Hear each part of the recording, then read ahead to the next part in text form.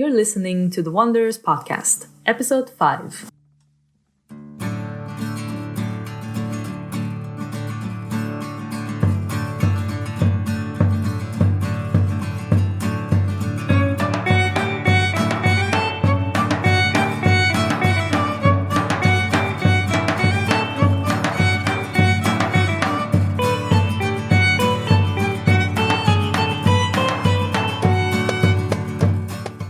Love is the magic word for the first Wonders podcast of 2020. You will hear it come back again and again in today's episode because love represents the glue that binds together all of the dreams, aspirations, and experiences of our podcast guest, Damita Pressl. She is a Viennese woman to the core, with dirndls, waltzing balls, and a typical cosmopolitan attitude to match. She found out about Romania from Harry Potter, but it was love that immersed her in this culture for good. In today's special New Year's episode, we will talk about Damita's love for Bucharest, why she thinks Romanian is an easy language to master, political corruption, the Colectiv case, and more. We hope you enjoyed the conversation.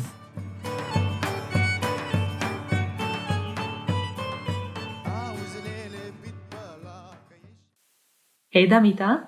Hi Daniela. How are you doing? I'm good. I'm very excited. How are you?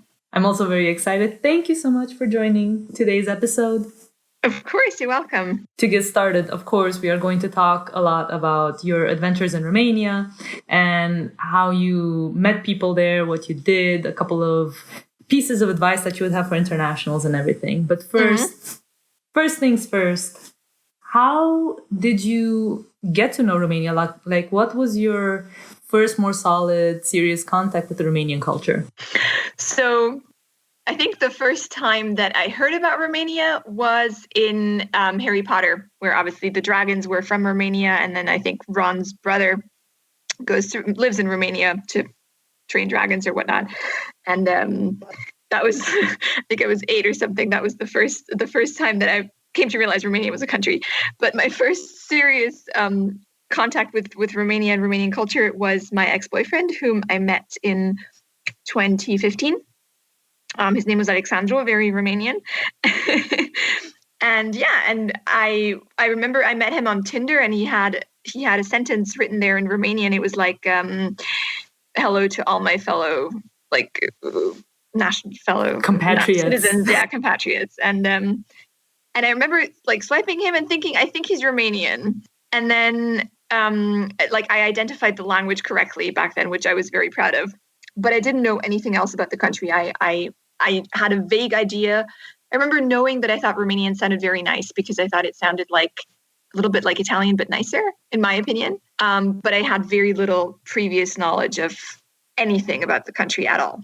So Alex was really the person who got me interested, obviously, because when you care about someone very much and you think you might want to one day start a family with them, you want to know everything about them. You want to learn about their background and their sort of what their history and what made them who they are. And so I took an interest because I obviously, to know small parts who you are is sort of determines maybe the wrong word, but influenced by where you come from.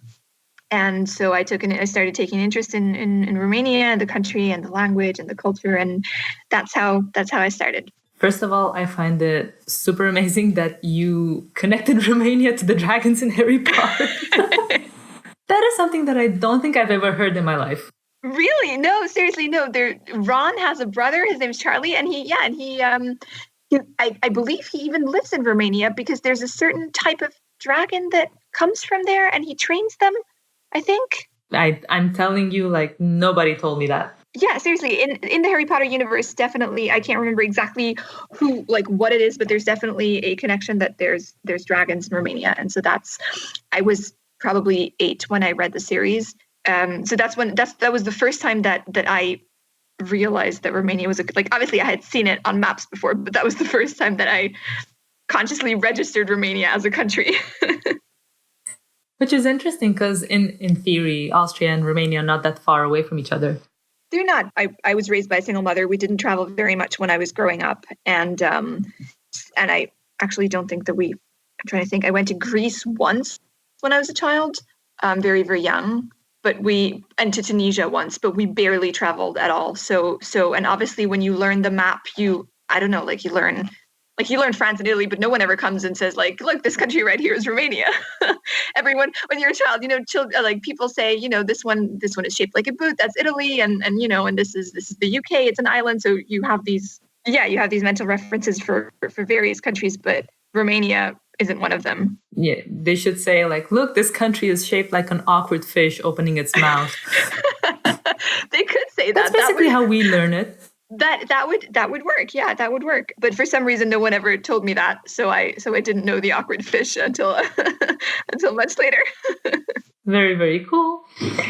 In your experience, because you did mention the fact that, well, the more serious contact that you had was because of Alexandru, because of your ex-boyfriend. But you also had Romanian friends around you. For example, we both went to the debate club in Vienna at the university, and I know for sure that you met some Romanians there as well. Yeah, I did. So my first Romanian friend, this is going to sound horrible, but it's going to make me sound crazy, but my very, very first boyfriend, like high school boyfriend, like the kind where you hold hands and nothing ever really happens, but it's just like you tell everyone you have a boyfriend, and then you buy him a souvenir on the class trip that you go to, that's the extent of it. His mother, actually, his parents are from Romania. He grew up in Austria, but his parents are from Romania. So I suppose I don't know whether he qualifies as Romanian or when you can say that someone really is from a country or isn't, but he had Romanian roots as well. And then when I joined debating, of course, I met Miri, who is one of my best friends to this day, and she's from Timișoara. But you know how it is, like when it's a fling or a flirt or it's just a friendship, of course you take an interest in the person, but you don't get to the bottom of them quite as much as when you assume that maybe one day, or that you might share your life with them, Definitely. I mean, the relationships are different for sure. Exactly. And so that's the context in which I really, for the first time, touched upon Romanian culture to a deeper extent. And that's also when you got to Romania the first time, when you got to visit the country, right? No, I visited Romania for a debating tournament in Cluj at Babeș-Bolyai University, and this was before I met Alex. This was in 2014 or something like that, and I drank the water. That was a mistake. I drank the tap water. I should not have drunk the tap water. So if anyone's listening that hasn't gone to Romania yet, just don't do it. I'm a privileged Austrian. I was like, this can't be that bad. It's a European Union country. I'm just going to drink it. Don't do that. Not in Cluj. I think like for other cities, it really depends on the city. And actually, this is something that has been changing throughout the years. Because I remember, for example, growing up in Brașov, we had no problem. I mean, obviously, the water comes directly from the mountain. All is good. It actually tasted very nice. You got the minerals that you needed. But nowadays, I also noticed that even in Brașov, like this supposed really great mountain city, and all is natural and green, the chlorine is a bit too much. Yeah. So for me, that was definitely not a nice experience. But other than that, I didn't get to see much of Romania because, as you know, debating tournaments are super stressful, and you barely, between rounds and socials, between the competitions and the parties, you don't really get to see much of the country. But what I love, because we don't have it in Austria, are these hypermarkets, these giant supermarkets like Auchan and Carrefour that I knew from France, where you can just get everything under the sun, like everything that you dream of, basically. And I like that because we don't have it here. And it's sort of that, I guess that's what makes it exciting for me. And so I went, that debating tournament, I went and I bought myself a mug. It's a nice flowery tea mug that I still drink from. So that was my first Romanian souvenir. It wasn't Dracula fangs, like plastic. It wasn't Dracula anything. It was just a very girly pink princessy tea mug. But you're right. The second time that I went to Romania, and the first time that I actually got to experience the country and the culture, was Christmas 2015. Yeah, I went to Bucharest to visit with Alex to see his family, and that's when I really started to get in touch sort of with the culture. And did you have any expectations about the trip? Like, did Alex prepare you in any way, or did you research something? Well, It's so funny because I was learning these nice. So I had started learning. I met him in April of 2015, or March, April of 2015, and I had started learning Romanian in May that year because he had told me, well, first of all, it doesn't take me much to start learning a language. I absolutely love languages. I have learned, I believe, probably 9 or 10 so far. I don't speak all of them. I can hold a conversation in 4 or 5, but it doesn't take much to get me into a language. It doesn't take much of an excuse. And Alex's grandmother didn't speak English or German. So I said, well, okay, then I have to learn Romanian because, I want to meet her and it would be sad not to be able to talk to her. And so I started learning these really nice sentences, like, I don't know, mă numesc Dămită și am 22 de ani back then. Și lucrez la cercetărie și blah, blah, blah, mâncare are un gust foarte bun, blah, blah, blah. Sorry if I made a mistake, but sort of that's what I remember. And Alex told me, you're not going to get very far with those. Like, people are going to push and shove you on the subway and you're going to need to be a lot less nice than that. He's already introducing you to the Bucharest vibe. That is amazing. Exactly. And also and that's not just him, a lot of Romanians that I've talked to since. And I always get this impression that while there is national pride, there's also the sense of our country doesn't work. Our country is kind of shit, for want of a better word. Like, our country doesn't work. There's corruption everywhere, and it's terrible, and the conditions and poverty and this and that. So, and people are terrible, and the system doesn't people work. People are rude. Exactly. People are exactly. Alex always said, like, people in Austria are so nice. Romanians are not that nice. Which is weird because in Vienna, Austrians, like the Viennese Austrians, do have a reputation for not being the kindest or most courteous. First of all, I am Viennese and I'm fucking adorable, just to make that clear. Secondly, yes, the countryside is superficially in this country probably more polite, but there's a lot of, nosiness and behind your back and these things that go on. So I know this because my mom is from Lower Austria and the grass isn't greener, it's just they're different. Of course, anywhere, like, cities are always going to be a different environment than the countryside. But anyway, so Alex prepared me for this sort of very dog-eat-dog kind of world where, you have to look out for yourself and people are rude and people are mean and this and that. So I flew over there with obviously I was nervous about meeting his family and I was nervous generally, but he undersold it. I absolutely loved Bucharest. I fell in love with it immediately, and he definitely undersold it to me. Although, having said that, I have to tell you this one story because I get there and I'm expecting, everyone to be really unfriendly, and I was really tired also that day. And so in the evening we went to get food before going to his family's apartment, and so we're at Carrefour. And I see these macarons and I'm like, amazing. I definitely want some of those because I love macaron and like had a long trip and everything. So I go there and I look at the lady and I'm like, and I forgot change. I literally, the word changed, like I wanted 5 of them, but I forgot the word. So I pointed at them and I said, Patru vă rog, because that's all I could think of. And then I think she asked me what color did I want them? But I didn't understand the question. And then she repeated the question like in a really rude way. And she was like, how stupid are you? Why don't you know what I'm asking you? And I was so tired and overwhelmed that I was just like, I started crying and I called Alex and I was like, Alex, can you help me? Oh my God. But that was the only person who wasn't perfectly nice to me ever since, like I've traveled to Bucharest a couple of times since, and that was the only person that wasn't perfectly nice to me. Everyone else has always been extremely nice, extremely welcoming. And because also I make an effort in Romanian, so people really appreciate that, I feel. And also people tend to be very surprised, like when you say, oh, you're learning Italian or Spanish, everyone's like, ah, yes, sí, claro. But when you say you're learning Romanian, it's like, what? Why would you do that? and so I feel like the appreciation is there twice as much. And so people have been very, very kind to me every time I visited. That's so cute. The meltdown is amazing. But then, so how did the rest of the trip go? How did you experience Bucharest? I love the Christmas lights. Honestly, this might not be, they might not be environmentally friendly. I don't know how much power they take to keep up, but they're gorgeous. Everyone always says Vienna is so beautiful at Christmas, but Bucharest, it's like a fairy tale. I love the Christmas markets. I just love the atmosphere in winter. It was absolutely beautiful. We went to, we went to Casa Poporului, and we went to have sarmale, and we went to the mall, and all of the stuff that you have to do, and we walked through the city, and I discovered Cărturești, which was incredible. Cărturești Carusel, which is I think honestly one of my favorite places on the planet.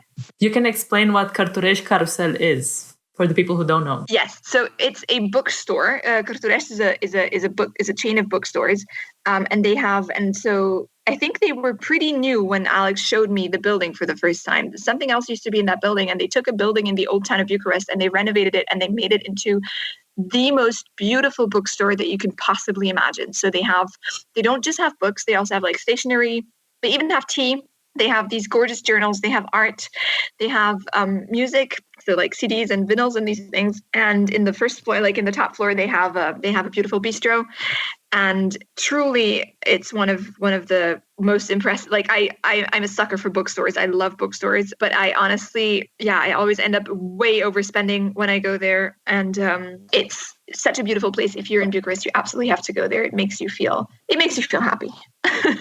And going on that note, what are your favorite places in Bucharest? So aside from the Cărturești, what are your favorite places to go? Oh God, it's been a while, but okay. So going back to the shopping thing, the mall at Cotroceni, I mean, obviously, like, it's not in any kind of way valuable culturally or whatever, but if you're from Austria and the stores in your country close at 6 p.m., people don't shop for fun, then I feel like this might be sort of a reaction that Romania had to communism, like a counter reaction. But I feel like the shopping culture in Romania is close to what it is in the US. You have these massive malls that include like rides and roller coasters, and they include like cinemas and food courts and even ice skating and these things. And if you come from a country like me where that just isn't a thing, it just seems incredibly impressive, even though, of course, it's very capitalistic and it's very, in the end, it's not particularly something that I would say is necessary or again, culturally valuable, but it's just the scale of it is just very impressive to someone who isn't used to it. That is something that Romanians in general complain about regarding the amount of malls. So, for example, I do know that in certain cities, they have overbuilt malls in terms of number. And now people, of course, they do not have the spending capacity to just keep all the malls on a functioning level. And Romanians are not convinced. Obviously, if you're in Bucharest, going to the mall is a leisure time activity. That is 100% for sure. It makes sense. But to me, it was mind-blowing to see, really. Other than that, let me think. Well, there's Maison des Crêpes. They make amazing pancakes. I'm going to talk a lot about food. I hope that's okay with everyone. There's this place called Linea, closer to the moon, which I didn't get a chance to try. So I don't know what their food is like, but I follow them on Instagram, and the sunsets up there are amazing. I that's something that's on my list. Yeah, this is a new rooftop bar that they opened. Yeah. I'm not even sure if it wasn't this year or last year or something like that. But indeed, like their Instagram page is something else. Yeah, I didn't get a chance to try it, but I want to next time I go.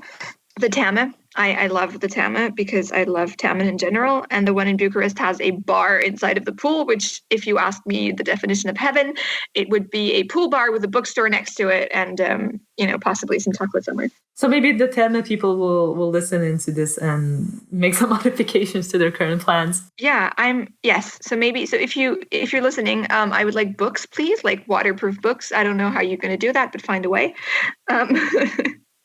But otherwise, yeah, it's very cool. There's so many parks. There's so many big parks like Herăstrău, and the other one that's in, I think, Cismigiu? Yes, thank you, Cismigiu. And what I love about those is like the benches and the clocks and the sort of, I'm going to call them accessories. They're so much more beautiful. Even the playgrounds for kids are so much more colorful and beautiful than they are here in Vienna. Vienna has some very nice parks, but you have these gorgeous, elaborate, like decorative benches and clocks and these things. It's very nice.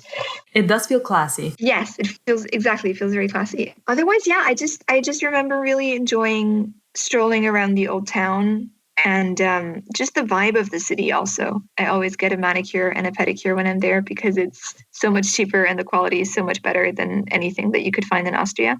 And in fact, in Austria, when I get a manicure pedicure done, I make sure that it's by a not specifically Romanian, but Eastern European, because you guys know what you're doing. Like you really do when it comes to these things. And there's no culture. There's not this culture of self-care and of, beauty, I would say, for women in Austria. Oh, the Romanian ladies love their nails. That's the thing. Like in Romania, there's much more this, like, it's acceptable to get your makeup done just for a party, or like no one blinks an eye if you do your nails. Here, it's like, oh, what, you go to the salon to do your nails? Like, that's weird. Like, how you milk the cows? How are you gonna milk the cows with those?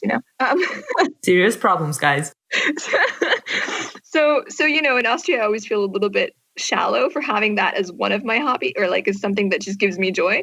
But in Romania, it's the most normal thing in the world. So I feel like, yes, I'm a girl. I'm allowed to be a girl. Woo! I'm gonna get a manicure. So that's always something that I do. And if there's a place that I can think of, I will let you know. But I think those were like my top ones for now. I feel no. You know what? I felt terrible because I hadn't included anything cultural, and it made me sound like a shallow person. But I loved the two museums that I discovered last time. There was the Romanian Literature Museum, which I found amazing, and there was also there was an exhibit on Eminescu. And there were a lot of original manuscripts that were shown, and there was also his connection to Vienna. So he spent a lot of time living in Vienna, and actually, I think he died in Vienna. Anyway, what I definitely know is that he was cared for when he was sick. He was cared for in a home in Heiligenstadt in Vienna, or in a hospital, and that's where I work. So he definitely spent some time in his life near where I work, and there's also near my old school. There's a memorial plaque of him that commemorates him. And so finding out these ways that, this most famous of Romanian writers is tied into my hometown, I really enjoyed that journey. And the other museum that I thought was really, really cool is you guys have a museum of in Bucharest, there's a museum of old maps. I absolutely loved it. There's maps of Europe and of Romania dating back to centuries and centuries. And I found this old map of the Austro-Hungarian Empire, basically, where I found my mother's birthplace, dating back to 1800, something like that. And so I really also loved discovering that. There we go. Now I've enumerated some smart things as well, so that no one can accuse me of only going to Bucharest for the tam and the manicures. Yes, and I have elucidated the mystery about Eminescu's death. So he died, quote Wikipedia, at 4 a.m. on the 15th of June, 1889 at Caritas Institutes in Bucharest. In Bucharest, okay. But okay, then he died in Bucharest, but he definitely spent some time being cared for, I think, in Vienna. Yes. He was sickly, especially towards the end of his life. Yeah. Another thing, you guys have a lot of stray cats in Bucharest, and that is something that I appreciate. I know it's terrible for the cats, but they're so cute. I mean, it depends, because quite a lot of the cats, they do get food from the many people. So, for example, there are these stories where one cat would have like 4 owners, but none of them know about each other. So then the cat would just go have 4 breakfasts, 4 lunches, and 4 dinners. Cheeky cat. Obviously, I think it would. I mean, I assume that it would be preferable for any cat to have a proper home. But yes, like as you say, a lot of them don't seem, hungry or anything like that, and it's just nice to. Yeah, and a lot of them are also quite friendly. So I would have taken 5 of them in already if it wasn't so expensive to get them to Austria and such a hassle, because you have to have them tested over there, and you have to. I found this one cat that I totally fell in love with. And I was seriously considering bringing her, but you have to get them tested over there, and then you have to arrange for the transport, and it's really expensive and really complicated. So I decided I can't do it because I'd already booked my flight back. But the opportunity is always open. Trust me, there's a lot of pets in general that I think cats, dogs as well, horses. Like Romania just has a lot of wildlife, a lot of nature, a lot of pets, like formerly known pets and stray dogs and all of that. But yeah, so you went to Bucharest, you saw, and to Cluj, and also you saw a bit of Romania in terms of stuff to do, but also the people are pretty important as well to any experience. And in this case, you had quite a personal connection to a Romanian.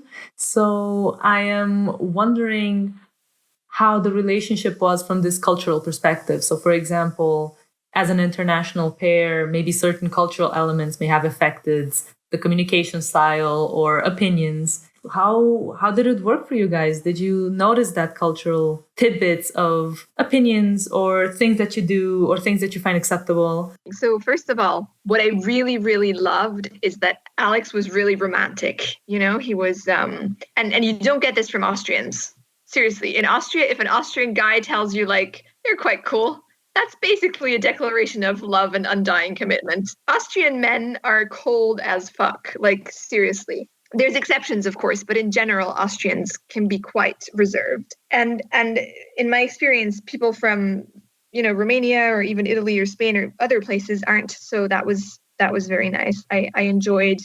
He would, for example, never let me pay ever. Like in Austria, it's quite common now to split the bill when you date. But when we were dating, of course, when we were together, we would split things fairly. But when we were dating, he wouldn't let me pay for a thing. And, you know, he showed up the first time he came to my place for dinner. He showed up with a bouquet of flowers. And so I feel like these things are, I don't know if it's a Romanian thing or I don't know if it's, but definitely compared to what you get from Austrians, as a woman, you feel more desired and more, you know, nicer. Yeah, you know, of course, you know, when you're in a relationship with someone, of course you split costs for everything and blah, blah. But I like the dating stage. I like the him paying for stuff stage, the him holding doors open, the him buying you flowers, the sort of the kind of, I like that. And so that was very nice. I assume you would get the same thing in other, you know, maybe in Italy or Spain or I don't know, other countries that are maybe less emotionally challenged than Austria.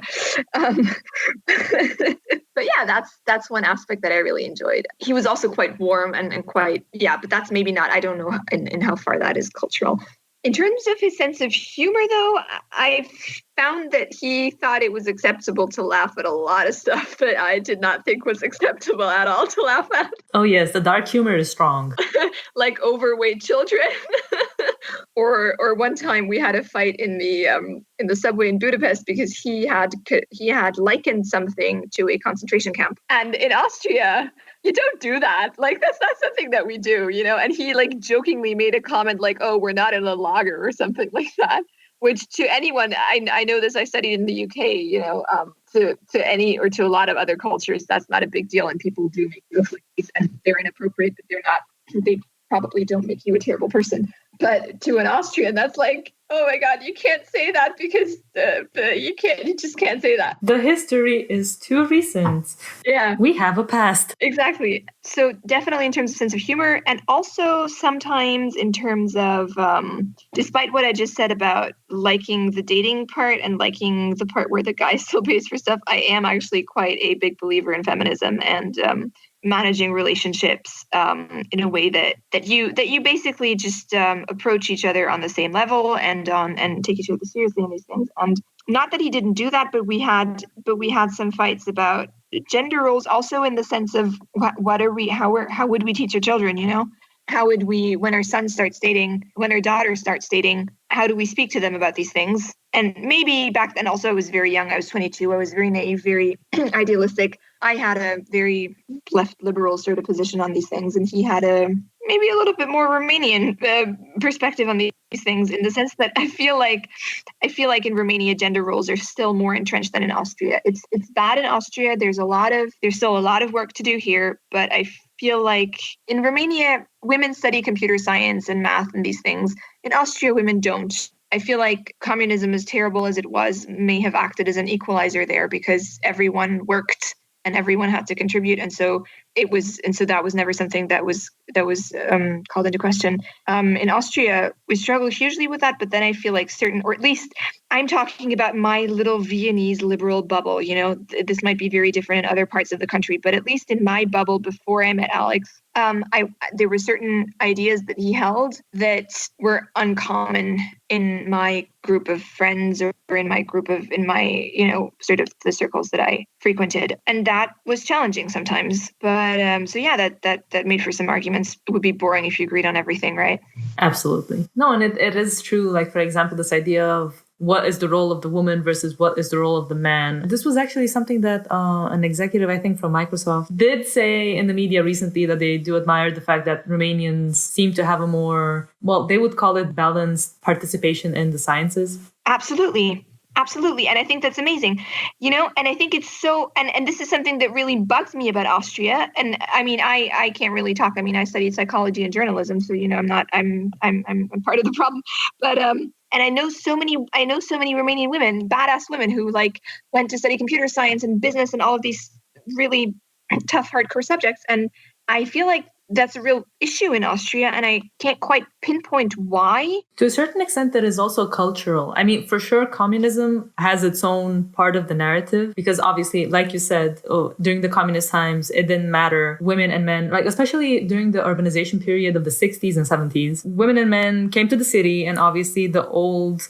customs of the woman takes care of the children, the man goes and works the field were all of a sudden they were not needed. So there was a discovery period of what do we actually want? What can I do? But I do feel that this was also from before. As much as Romania is a traditionalist country, we did have women that were just ballsy enough to go to universities, like to the polytechnical universities in Munich, or go into diplomacy as well, with going into Paris and Berlin as well. I feel like this kind of rebel, I will do what I want power was always in the culture somehow. It's just that also the opposite is also true, because at the same time, we do have women that they do know that they are boy toys, putting it very directly, and they will go to the extreme of having, I don't know how many plastic surgeries and looking perfectly just to get the attention of guys and be set off for life. I mean, I remember that even in university, I had some colleagues, and I went to foreign languages. So obviously the ratio of girls was very high, who were saying that, yeah, they would prefer to have a sugar daddy out of university. And they were very open about it. They were like, yeah, no, I'm getting myself pretty and everything, and I hope that this will happen. And that didn't happen because the people, for example, some of the people went on to have PhDs. But I do see that in a way, this narrative goes into Romania's narrative of it's a country of extremes in a way. Yeah, so whatever caused this cultural, I couldn't tell you whether Austria had these sorts of rebellious women that went and studied math or engineering. I don't know the history of feminism or of women's rights in this country well enough for that. But yeah, that was something that struck me. Another thing that struck me that's sort of along those lines that I personally really like, but it's that's probably up for debate, is that in Romania, people still seem to actually get married and start families and things like that. So which again, in my Viennese liberal blah blah blah environment is not that common anymore. People don't commit anymore, or not as easily. That's the thing. People don't commit. People don't. A lot of people don't want to get married. They don't see the point. A lot of people don't want to have children because it's too stressful or whatever. And I feel like in Romania, even in the urban areas, even amongst educated or more educated, like university educated people, that's still a thing that you do. And personally, I think that strongly aligns with the values that I have and with things that I want for my life. I feel like in Austria, if I want that, I may have to go looking in more conservative circles, if that makes sense.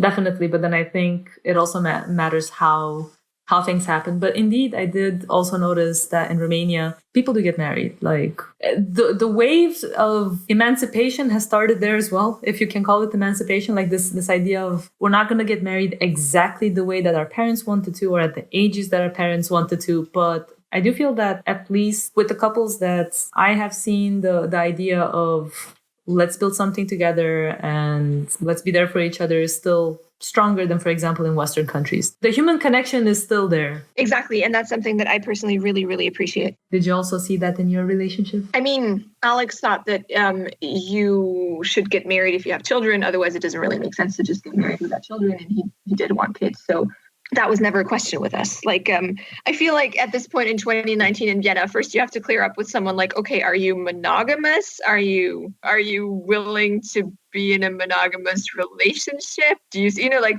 these very basic things that 10 years ago no one would have asked. It was just like, okay, this guy kissed me, so I guess we're boyfriend and girlfriend now. And now it's like, what do you think about polyamory? And do you want a goth wedding? It's like different discussions, yes. Exactly. I feel like in that sense, Romania is less complicated, let's say. Yeah. Romania still has some ties with its more traditional past, I would think. And at the same time, I do believe that in Romania, the feeling of being together, it can be a bit deeper. Like I've said, don't compare it to Austria because we are cold. Like not me personally, but generally speaking, there is no culture of Austrians can be quite cold. Austrians have a very sort of flat emotional curve, if you want to call it that. It's very, oh, I just built a house, so I'm happy. Oh, my wife left me, so I'm sad. It's not, there's no exuberance, there's no despair. It's just like, it sort of oscillates between fine and fine. There's no, and yeah, so that's very nice when I go abroad, in Romania, among other places, but also sort of anywhere else, is just people are a lot more in touch with their feelings. I almost want to say, like, I feel like that's Austria, oh my God, I keep saying all these negatives. Austria is a great country. Like, seriously, it's great. I love it. Vienna's great. You should come visit, but just don't expect any, overflowing displays of emotion because that's just not our thing. No, for sure. And again, every people has their own way of manifesting themselves and their own cultures. So I don't think it's necessarily something good or bad. It's more about preferences. Because I'm very sure that some people are annoyed with the fact that Romanians can be loud, or that Romanians can take more, I don't know, like in traffic, that they are just insane. For sure. You guys drive like Italians. Absolutely. Yeah. I would never drive in Romania. I mean, I barely want to drive in Austria, but I would never drive in Romania. Understandable. But coming back to the relationship part, I do have a question about that, like a last question about that. Off the bat, what advice would you have for people who are dating Romanians, or what kind of pearls of wisdom did you pick up throughout your relationship and you'd want to share with people? Yeah, don't believe them when they say their country's terrible. It's actually pretty great because it's actually pretty great to visit. Of course, I realize that it may have there may be a lot of issues when you have to live there, but it's a great country to visit. And other than that, get ready for sarmale. Get ready for for food and homemade alcohol. Yes. Get ready for a lot of food at Christmas. They have this weird thing where they fry the skin of a pig for Christmas, but you can just say mulțumesc, nu. I do not consent to juma. Yeah. But otherwise, I don't actually know how much of a difference culture makes in relationships. Like, a lot of this stuff is going to be very individual. And when you get to know someone on such a close level, I don't know that culture is actually going, people are so different and culture is such a small part of who they are. I don't know that I can really, that you could really sort of give advice. Definitely the advice that I would give also is learn Romanian children's songs. There's so many of them with elephants in them, which is another thing that I love, because in Austria, like in German, we don't have a single children's song that has an elephant in them. Ours are really boring. Ours have bears and stuff. But you guys have elephants. That's amazing. So definitely that's something, like if you're considering having a family with a Romanian, get ready for very cool children's songs. Perfect. Although the sarmale advice, I honestly think that's on point. I'm sorry. If you are dating a Romanian, you will come to their families, and most of the families know how to cook, or they will take you to places where you will eat a lot. So yeah, and the food's very, very good. I'm not sure I'm a fan of the pickling everything, like all of the vegetables. I'm not sure you need to pickle every single vegetable, but otherwise I really enjoy Romanian food. And you also mentioned that Romanians are not necessarily the best PR spokespeople for their own country. How did you notice this, and what is your opinion about it? Like, where do you think it comes from, and how do you react to it when a Romanian person starts talking smack? I have several Romanian friends by now. Some of them I met in connection with, most of them. Actually, no, I didn't meet any of them in connection with Alex. I met them sort of going along. There's Larisa from Brașov, who's a very good friend of mine. There's Miri, whom I've already mentioned. There's Vlad. And sort of all of them, I understand obviously that you have a completely different perspective on a country, whether you visited a couple of times and you liked it, or whether you have to live there. I understand that if you've lived there and if you've seen a system that is corrupt, that is broken, where you can work hard and still not reap the rewards, or not work at all and be the son of somebody and therefore have it better than everyone else. I understand how frustrating that must be. And having grown up in a country that works reasonably well, we have some issues, but they're nothing compared to Romania. I probably can't fully empathize with that, and I probably can't fully, take their place. So I completely understand that people, there's always this feeling of, there's always, whenever I talk to someone about this, there's always this feeling of, I don't really, I don't really follow Romanian politics anymore, or it really depresses me to follow Romanian politics, or I don't really go home that much anymore, these kinds of things. And I always think, on the one hand, it's really sad because I've gotten to know Romania, I've only ever been to Bucharest and to Cluj, so I haven't really gotten to know Romania, but I've gotten to know sides of the country that are so beautiful, and here are all these people that obviously have a very conflicted relationship to their home country. But on the other hand, it's really not for me to judge. Like, I understand that, like I said, I understand that it's completely different whether you visit a country or you live there. And I completely understand that some things can be frustrating when you know that your country is being governed in an efficient way, or when you know that there's so much more potential there that isn't being tapped because the administration is making mistakes. Then I understand that that's frustrating, and I understand that people don't have many good things to say about that anymore. I think people are losing their patience. I think that plays a big factor into the way that Romanians, especially the ones that have gone abroad and are living abroad, myself included at this point in time, there's just a lot of frustration and not wanting to sacrifice yourself again, because that's actually something that the previous generations used to say, we're just a sacrificial generation. We are the ones who are going to, make sure that we're going to suffer now, but we're going to make sure that our children will have a better future. And of course, there's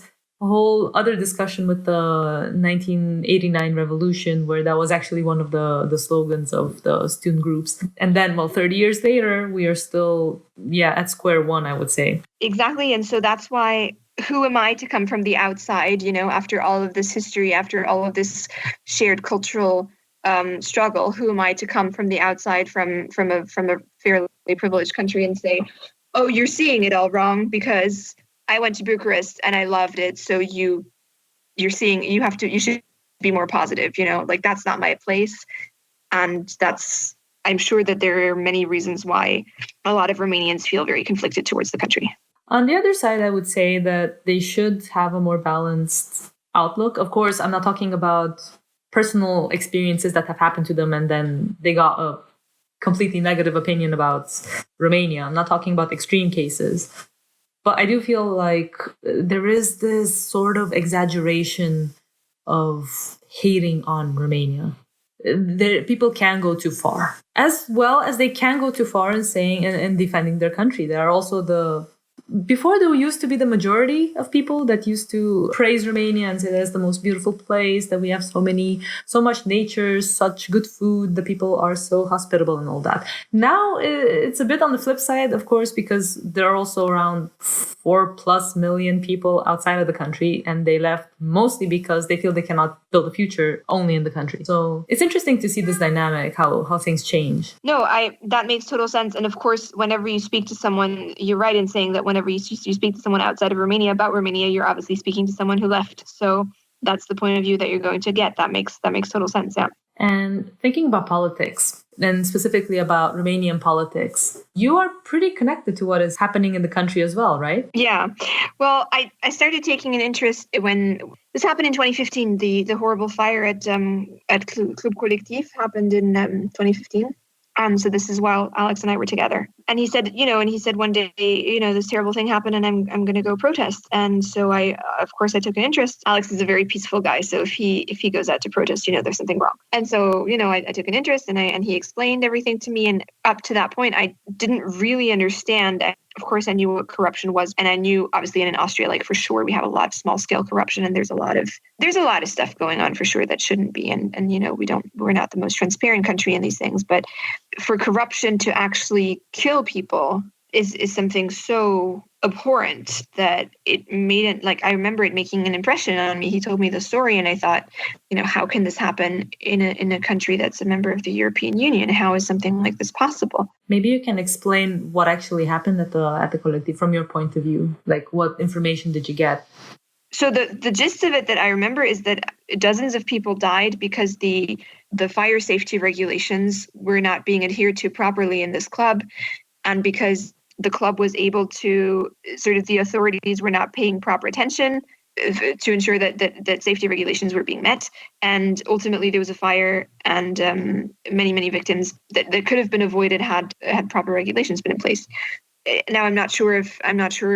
Yeah, I can't remember any of the exact details, but I remember it making an impression on me. And I remember, there were these protests all across the world, really, I believe, of Romanians outside of Romania who stood in front of embassies and who protested and who organized. And I thought it was very powerful. And I thought also for Austrians to organize like that. Back then, I couldn't remember a time when Austrians were so involved in the politics of their country and so passionate about change.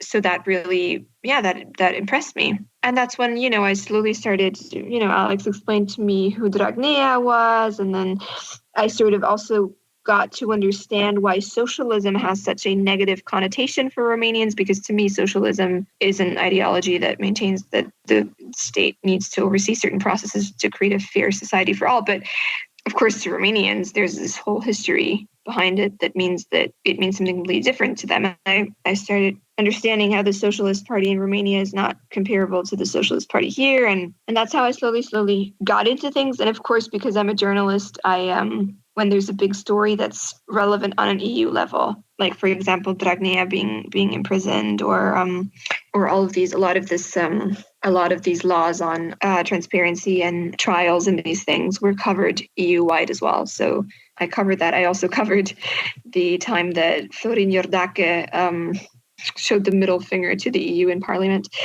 So there's these little nuggets of gold that made it all the way to the Austrian news, basically. And what is your hope for Romania, given its tumultuous past, and obviously you have seen these glimpses of change, or at least this will of the people to change? What is your hope for the country? I get the feeling that right now, at least in Bucharest, there's this energy of a city that's still growing and still sort of defining itself, and new places are popping up, and the spirit of building something. And I guess my hope would be that spirit can be kept up, and that the Romanian people get the politicians that they deserve. I mean, at the end of the day, it's 2019. They're a European country. And I guess my hope would just be that maybe 10 or 20 years from now, most Romanians feel that they're governed by people who they say are generally trustworthy and are generally have their best interest at heart. That's a tall order for any democracy, to be honest. Like, that's a tall order even in Austria.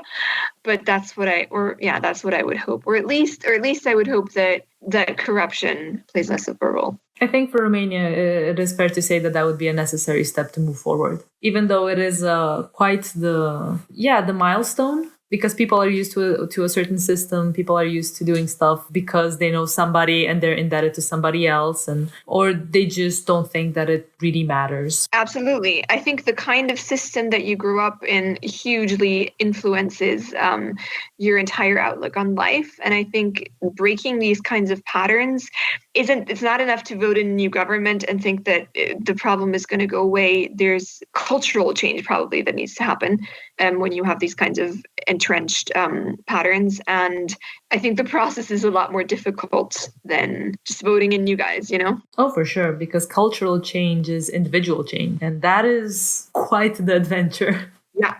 But the good part is that, indeed, the Romanian people do have it in their past as well. I mean, we have seen people with potential. We have seen periods of time in Romania flourished, so it is possible. It's just a matter of doing it and also being patient with each other. Because I think, again, it boils down to understanding what kind of heavy change this would be for people, and understanding that we all need to review a bit of our behavior. And I think this is this would go also on a global scale very much in the same direction. Like, guys, let's just try to be more mature, more responsible, and be okay with who we are, and then take it from there. For sure. I mean, I think these issues and things that Romania is facing, they're definitely not the only country facing them. And there's definitely a lot of countries globally, that struggle with similar. So it's not as though, this is a unique case.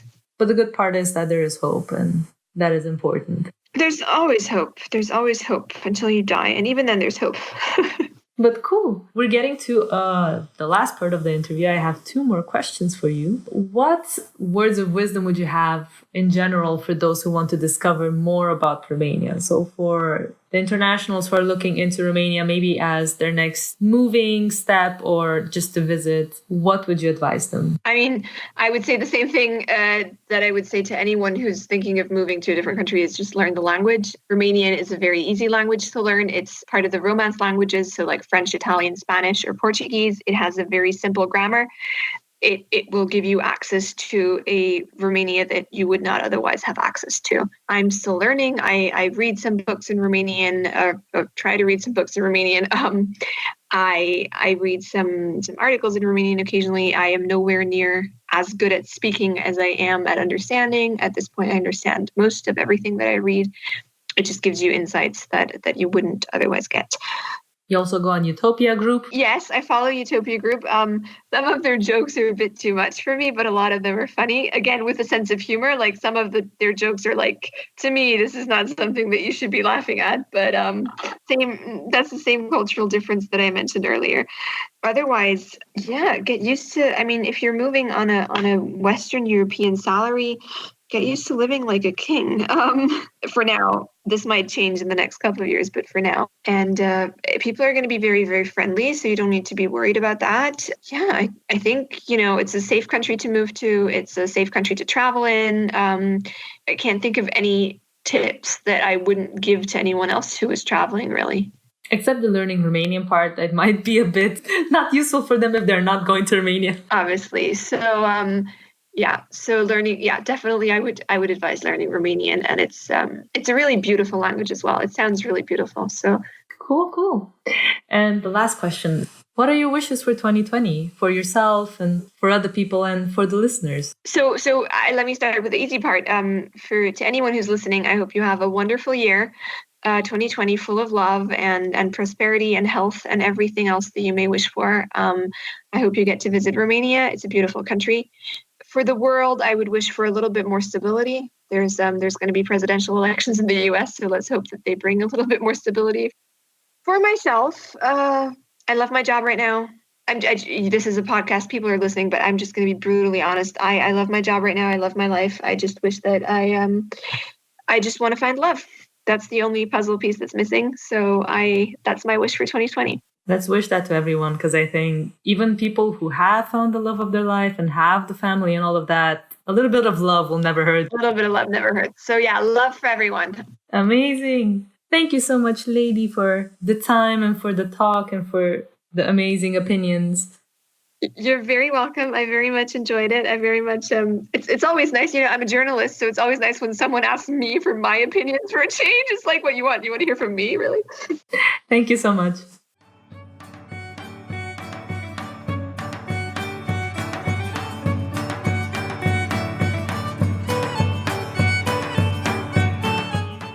You have listened to episode 5 of the Wonders podcast.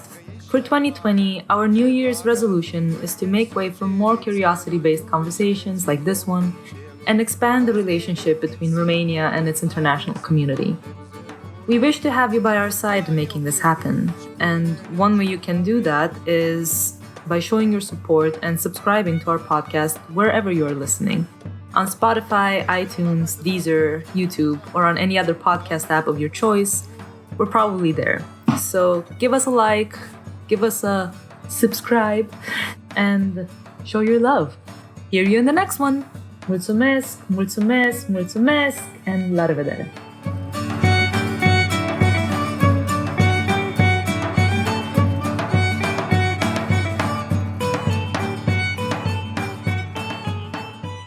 Da-na-na-na-da, baby, let's talk about love, baby. Da-na-na-na. Yeah, I don't remember the lyrics to this song, but it's okay. Meow.